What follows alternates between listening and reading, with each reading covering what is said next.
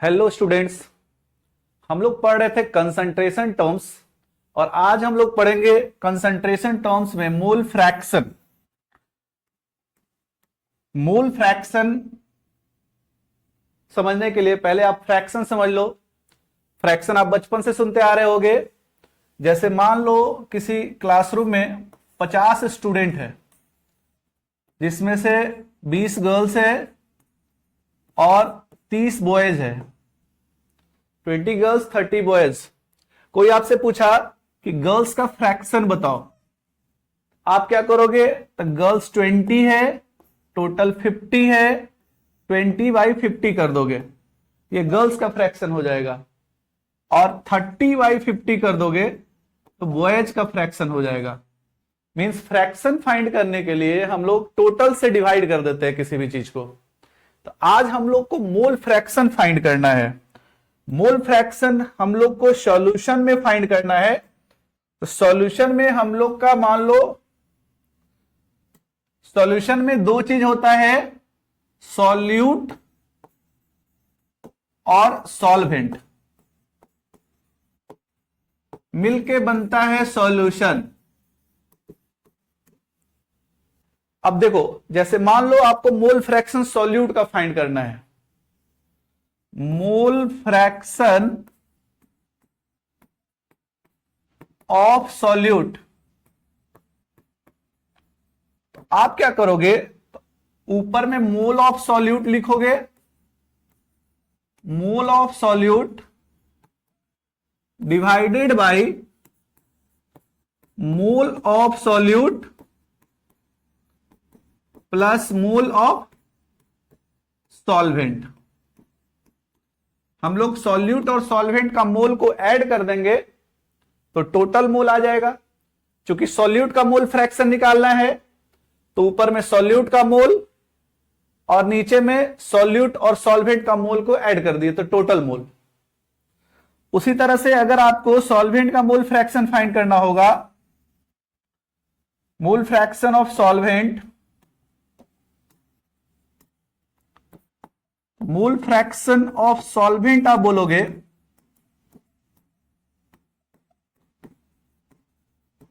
Mole of solvent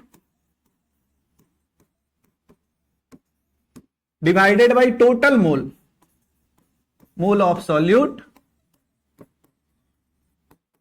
plus mole of solvent. अब देखो mole fraction को डिफाइन कैसे करेंगे। जैसे हम लोग फ्रैक्शन फाइंड करते हैं वन में। जैसे आप 50 स्टूडेंट्स था, 20/50 गर्ल्स का फ्रैक्शन आया था, इसको आप कैंसिल कर दिया तो 2/5। ये 2/5 क्या है? तो 50 में 20 गर्ल्स, तो 1 में 2/5 गर्ल्स। तो फ्रैक्शन हम लोग फाइंड करते हैं वन में। कोई आपसे पूछेगा मोल फ्रैक्शन क्या होता है, तो आप बोलोगे मोल ऑफ सॉल्यूट और solvent present in 1 mole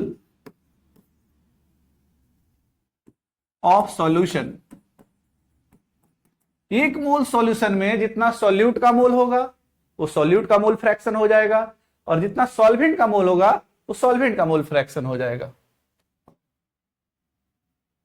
are called mole fraction of solute और सॉल्वेंट। ठीक है। अब देखिए, मोल फ्रैक्शन को हम लोग एक्स से डिनोट करते हैं। तो हम लोग ऐसे शॉर्ट में फॉर्मूला लिख सकते हैं। मोल फ्रैक्शन ऑफ सॉल्यूट है तो सॉल्यूट को हम लोग ए से डिनोट करेंगे। एक्स ए बोले तो mole fraction of solute is equal to, mole को हम लोग एन से डिनोट करते हैं, सॉल्यूट को ए से और सॉल्वेंट को बी से। एन ए बोले तो mole of solute, N B बोले तो mole of solvent. Mole of solute by mole of solute plus mole of solvent.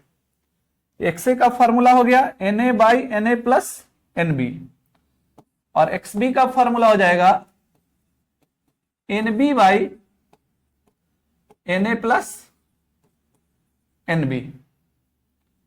Mole fraction of solvent हो जाएगा। अब देखिए फ्रैक्शन को हम लोग ऐड करते हैं तो 1 आता है, तो फ्रैक्शन सारे फ्रैक्शंस को ऐड कर देंगे तो 1 आएगा, क्योंकि 1 में ही फाइंड किए हैं।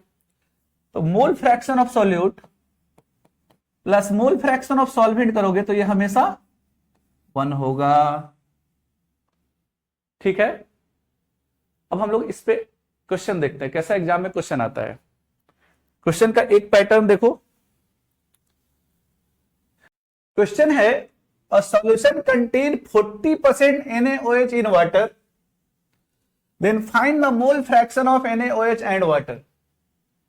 इसमें NaOH और वाटर का सॉल्यूशन है जिसमें 40% NaOH है। अब देखिए परसेंटेज देख के खुश हो जाना है, इसमें 3 चीज छुपा है।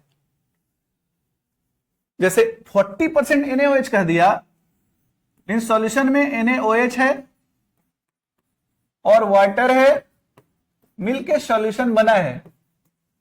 आप परसेंटेज जब भी देखोगे तो फट से सॉल्यूशन मान लेना 100 ग्राम। 100 ग्राम सॉल्यूशन में 40 ग्राम हो गया सॉल्यूट NaOH। जब 40 ग्राम NaOH हो गया तो जो बच जाएगा वो सॉल्वेंट हो जाएगा। तो 100 माइनस 40 60 ग्राम वाटर हो गया। अब ये मास दिया है, परसेंटेज में मास दिया है, जब भी परसेंट लिखा रहेगा तो आपको मास ही समझना है।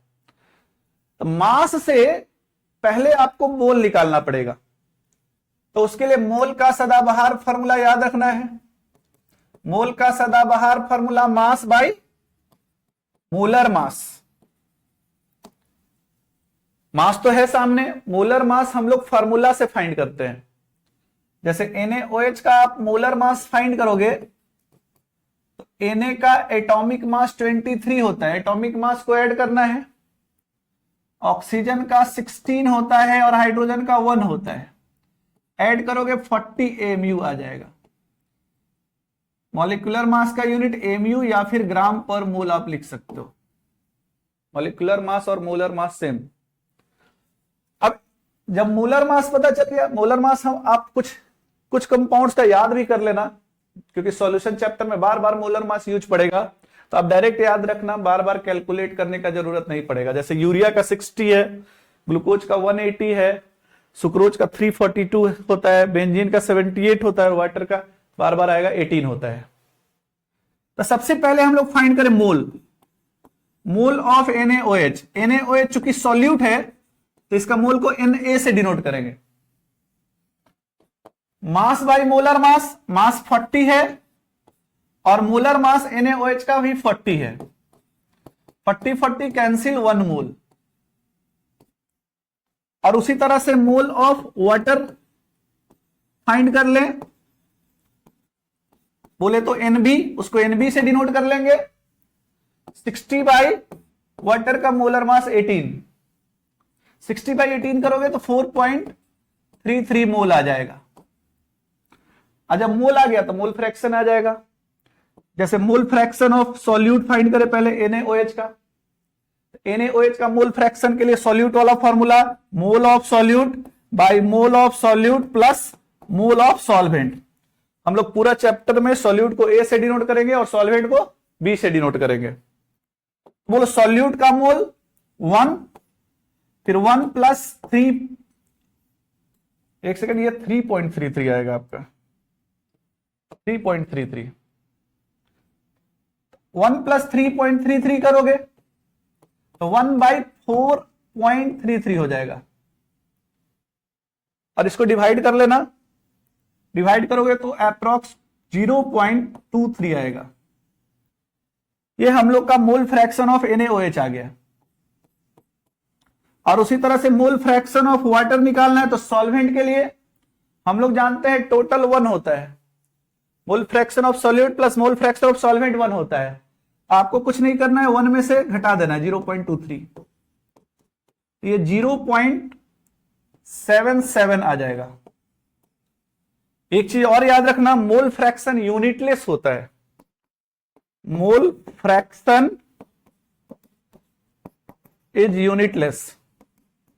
कभी कभी यूनिट भी पूछ देगा आपको, तो ऊपर भी मोल है नीचे भी मोल है, मोल बाई मोल कैंसिल हो जाएगा, यूनिटलेस हो जाएगा। ठीक है, आई होप आप लोग को मोल फ्रैक्शन अच्छे से समझ में आ गया होगा।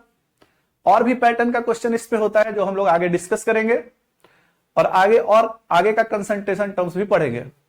आज के लिए इतना ही। जय माता की।